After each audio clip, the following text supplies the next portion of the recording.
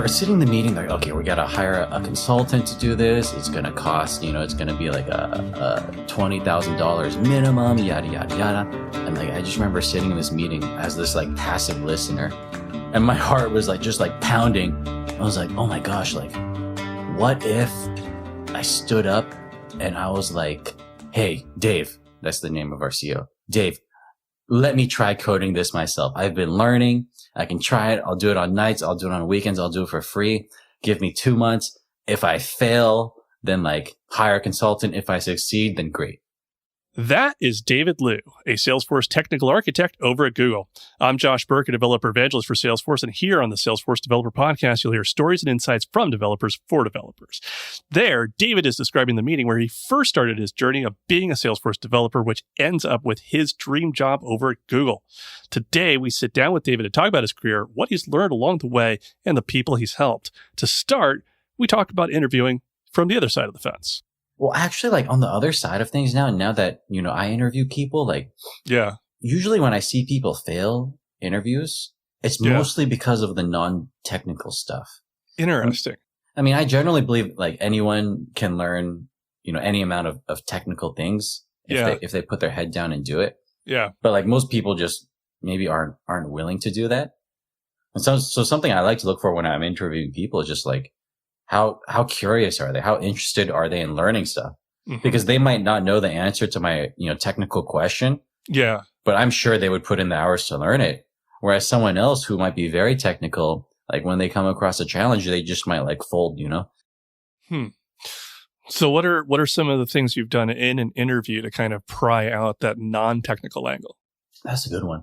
The first one that comes to mind is actually one of the first interviews I ever did. It was at a company called NetApp, also in Silicon Valley. Yeah. And I remember the interviewing asking me, like, he asked me, what's my greatest weakness, I remember. Maybe this isn't exactly answering your question, but I feel like it's an interesting story anyways. Yeah.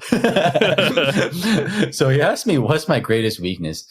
And like, if you ask like an interview consultant, or you Google it, like, they'll often tell you to come up with some BS answer, kind of like I'm a perfectionist, right? Or, something that's not really a weakness. My greatest weakness is I try too hard. Yeah, exactly. And so sadly, that's actually the answer I gave him. I remember. Yeah. And like, I remember like after I gave him that question, the dude just looked disappointed in me. Like he's like in his mind, I was like imagining he's just calling me like a sellout or something. Yeah. And so like, that's when I was like, this is like the part of an interview where you really, really screwed up, but you don't really know what to do. Right. And I figured at this point, I would just come clean.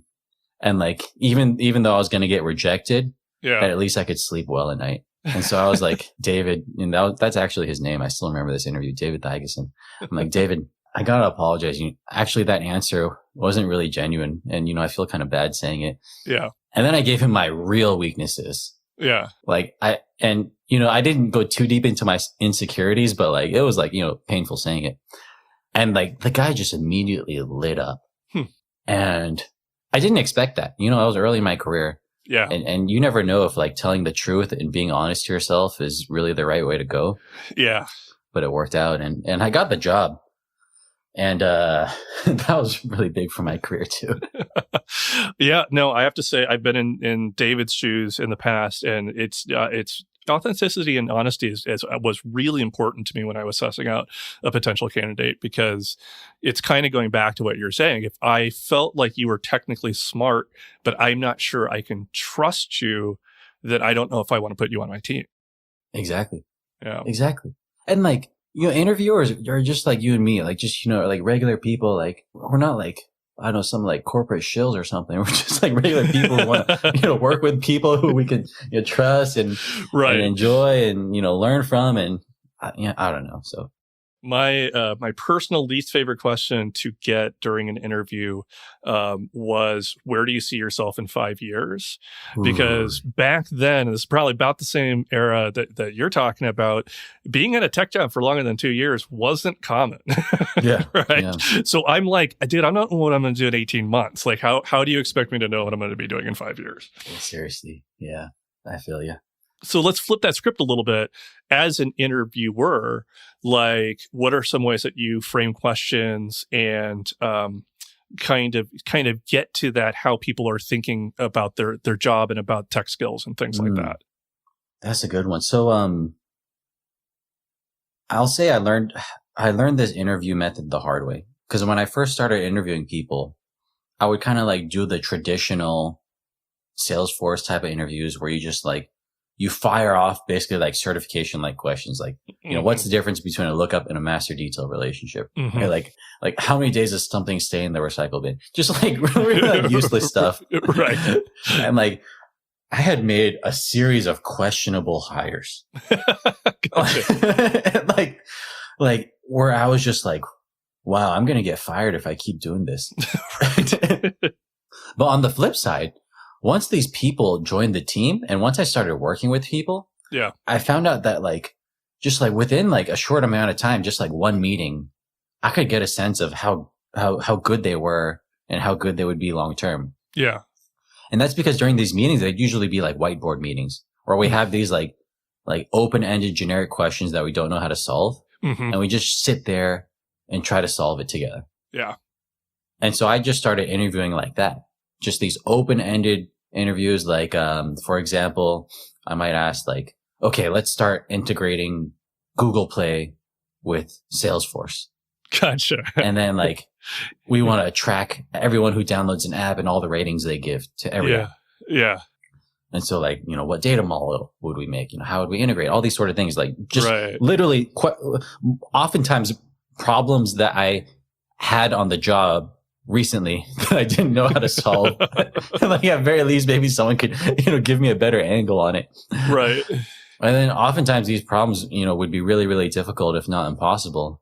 And you just kind of like see like where people start to struggle and what they do when they struggle. Yeah.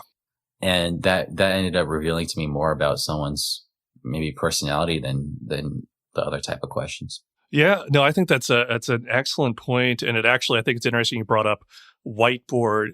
My good friend and several times boss, Reed Carlberg, one of the things he kind of believed that if an interview didn't involve a whiteboard, it was simply not a very good interview. Ooh, yeah. Dude's a smart guy.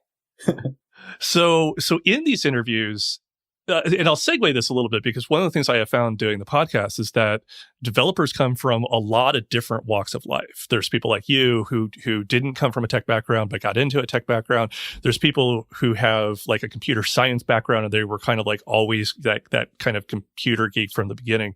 Are there any specific backgrounds that you do look for, or is it always just been kind of a diverse array? You know, first of all, maybe the most surprising thing I've encountered is like everyone I've worked with, like just across in the industry, like the best developers I've worked with, half of them have no computer science degree. Half of them are people who just like woke up one day in their adult life and just be like, oh, you know what? I'm going to start coding. And so that has been like a data point that taught me that like, okay, don't look for the computer science degree, right? I don't have a computer science degree. And like, I think I would hire myself. Sometimes in certain circumstances I would. But so I don't really look for that. What I do look for is ownership over big problems. Because if, I oftentimes like, especially when you work at really, really big Salesforce implementations, where you're just like one out of, you know, possibly 100 people on it. Yeah. Like sometimes you don't really have to think and answer like tough questions to do your job because a lot of it's like spoon fed to you. Like there's a design that someone else makes and you absolutely have to follow that design. There's like no time to question it, for example. Right. Or like then the company might move so slowly, you might never really like learn lessons from mistakes just because like the cycles are just too long. But when I see people who work in small companies who like own Salesforce orgs, like they go through the cycles of making a ton of mistakes, especially the long-term mistakes. Yeah. And just like figuring out how to fix them. And I'd rather they learn those mistakes at another company than at ours. Nice. Okay. Let's step back a little bit and talk about something that you're rather known for, and I think delves back into that promise that you made, Mark Benioff. You're really known for SF99 or Salesforce for the 99%. First of all, what do you mean by for the 99%? Yeah, that's my beloved website. So I've always seen myself, and I still do, as this pretty mediocre guy who got thrown into extraordinary circumstances and got really lucky, but also worked really hard to get a job, a developer job at Google, by the way. Right. And like oftentimes when I think of people who work at Google, I'm like, all right, these people are just born geniuses.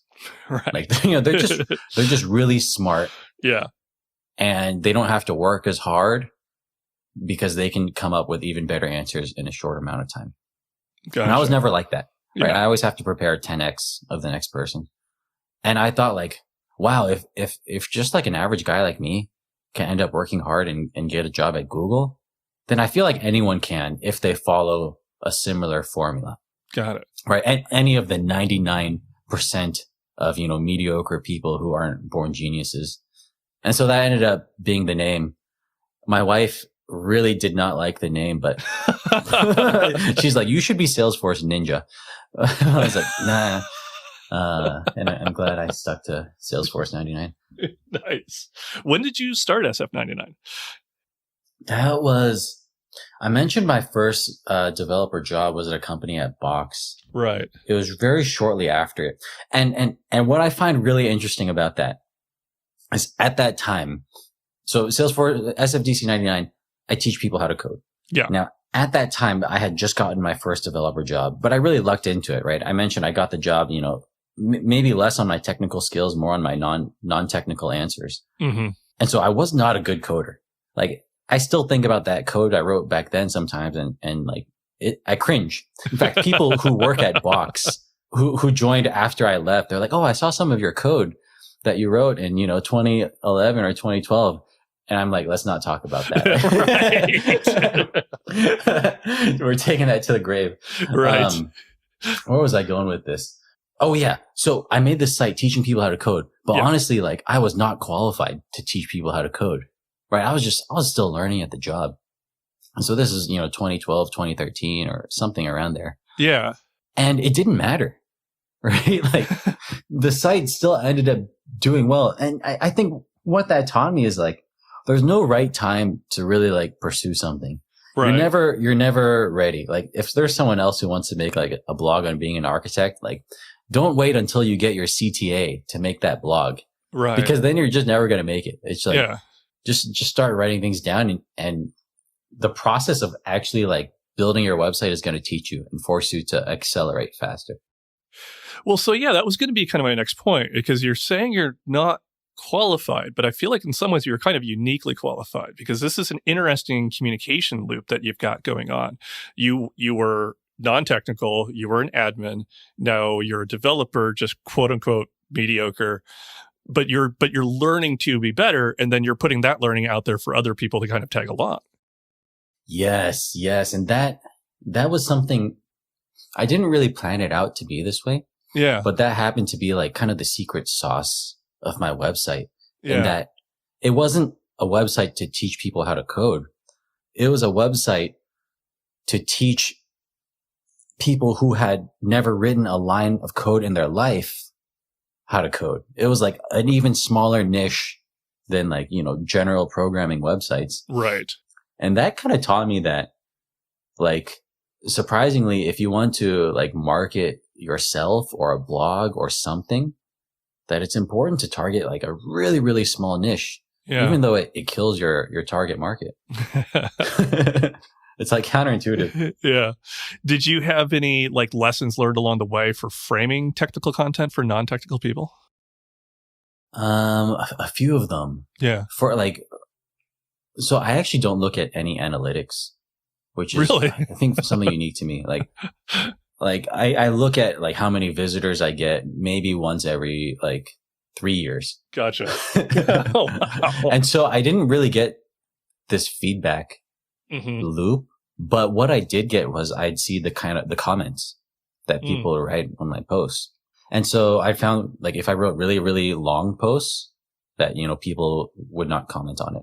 Yeah. So I started breaking those down into small ones. And then I found that actually like the less technical the content, the more comments I got. So like maybe like one thing it taught me was like, so I was experimenting with different types of content. Like usually it's like, here's how to write a trigger. Yeah. And then one day I was like, here's like an inspirational story of how coding kind of like changed someone's life. Yeah. And like those ones just exploded. And so, I started like pivoting my website towards like also including those inspirational and completely non-technical stories. And maybe even to this day, like the majority of feedback I get is like, it's not thank you for your technical content. Yeah. It is thank you for helping me believe I can do it. Nice. Well, let's change gears there actually quite a bit and talk to me about imposter syndrome and your encounters with it. Imposter syndrome's a weird thing to talk about because first of all, I do realize that, I got a job at Google, a very, very nice job. And somehow they haven't fired me in 7 years. So I must be doing something right. Right. At the same time, like deep down in my heart, like I sincerely believe I'm just this average guy. Like I've never really succeeded in anything in my life. I didn't get good grades. I didn't go to a good college. I struggled to find a good job. Like I have all these insecurities that I feel like really bring me down.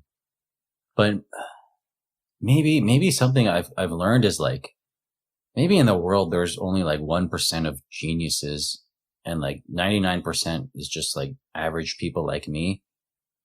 But like at a company like Google, for example, like Google can't possibly have all 1% of geniuses. Like, right. Like you can't have a 100,000 person company and everyone there is just like a genius. Like, right. They're going to hire some scrubs. And so fortunately, I could be one of those scrubs that they hire. I think basically what I'm trying to say is like, you don't have to be a genius to be successful. Like you can just work hard consistently throughout your life and do better stuff than geniuses. Yeah, no, I think that's really good advice. And I think that people who, imposter syndrome is, pretty common in the tech industry in particular. And I do feel like it's always a good idea to be able to just kind of like, check yourself. And it's like, you've been at Google for 7 years. So clearly you're doing something right. And whether you're a genius or not, right? So yeah. Maybe another thing that strikes me is like, you might be truly average. Like, to be honest, like you truly might not be smart. Right.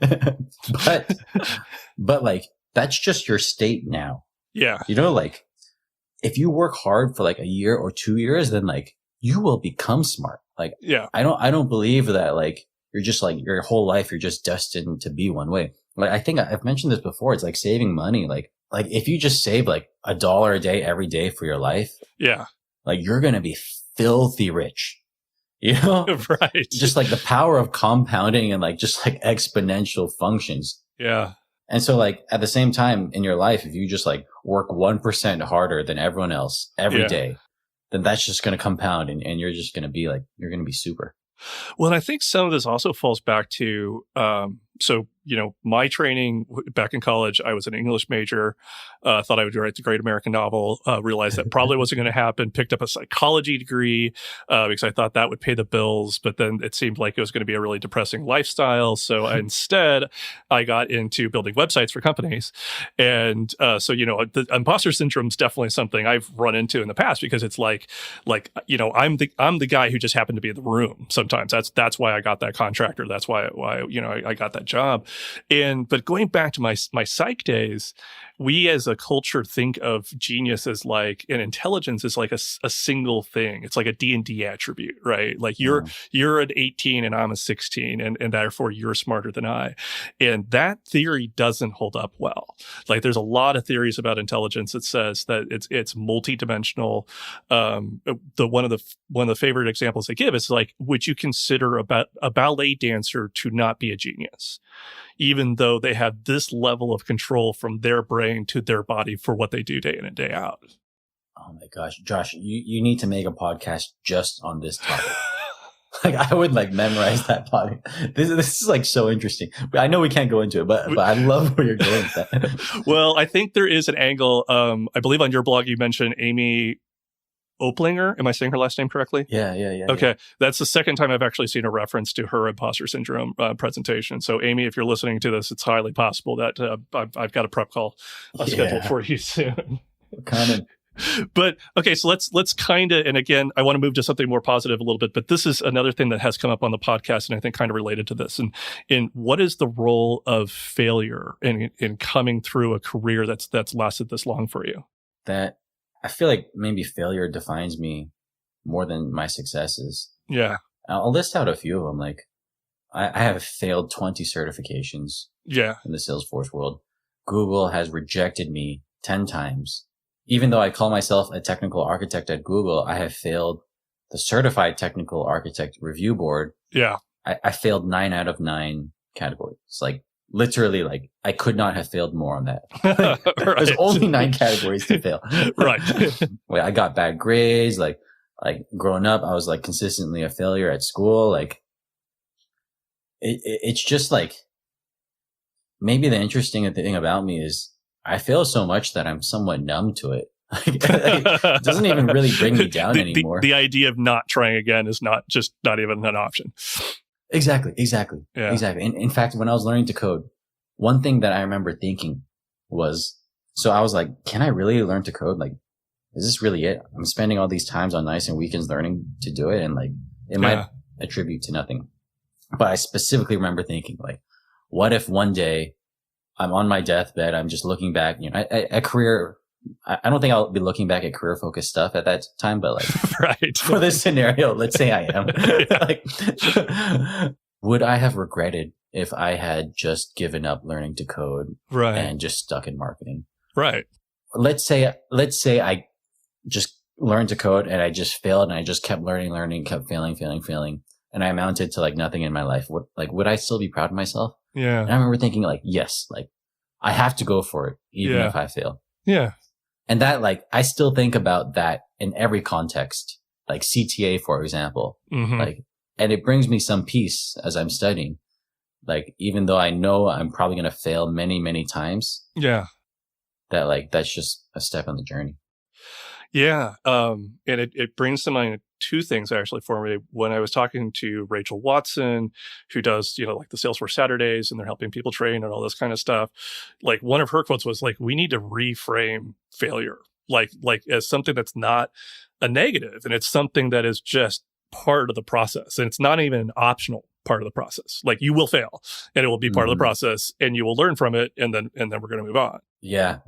I feel like social media needs to change their algorithms to like index higher on failure. Like you just like you log into LinkedIn or Twitter, you just don't see that stuff. Right. Well, and we lived in the crazy Instagram generation of social media where everybody is famous, everybody's rich, everybody's popular. It's like, but not everybody actually is. So by the way, and then actually to kind of put a pin right in that one, and it will possibly have aired by the time we actually put this episode out, in a conversation with Joe Castro, who does a lot of training for people who are becoming technical architects. Same exact thing, right? Like failure is something that you are going to use to learn. And he's like, we don't even really like to give somebody like a grade because we just want people to go through the exercise. And sometimes failing that test is going to be part of the exercise. Yeah. Okay, let's move on to something a little bit more fun. I believe at Box, if I did my research correctly, that you were involved in a few hackathons. Oh, that's right. Yeah. Were there any crazy projects that you're proud of? So, man, that was a good time in my life. like year after year, I would consistently win the hackathon at Box. Nice. Which is just absolutely crazy because I was not this technical engineer. Yeah. I was just this like pseudo engineer, just faker trying to make it. And like, I would consistently win the hackathon. Yeah.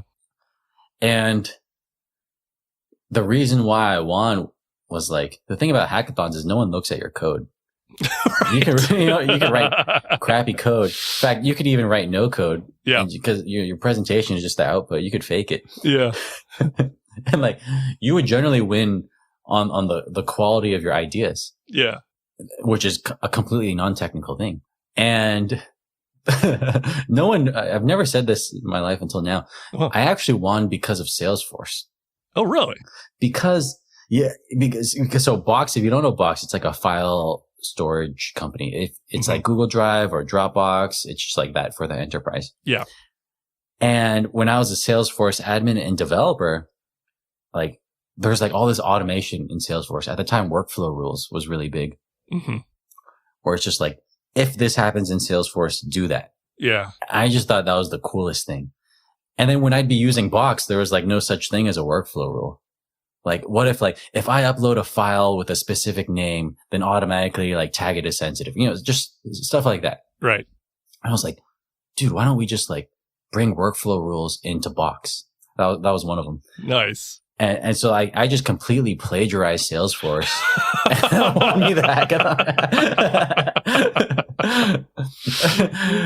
In some ways, I feel like everything I do in my life is plagiarized, actually. But maybe that's another topic.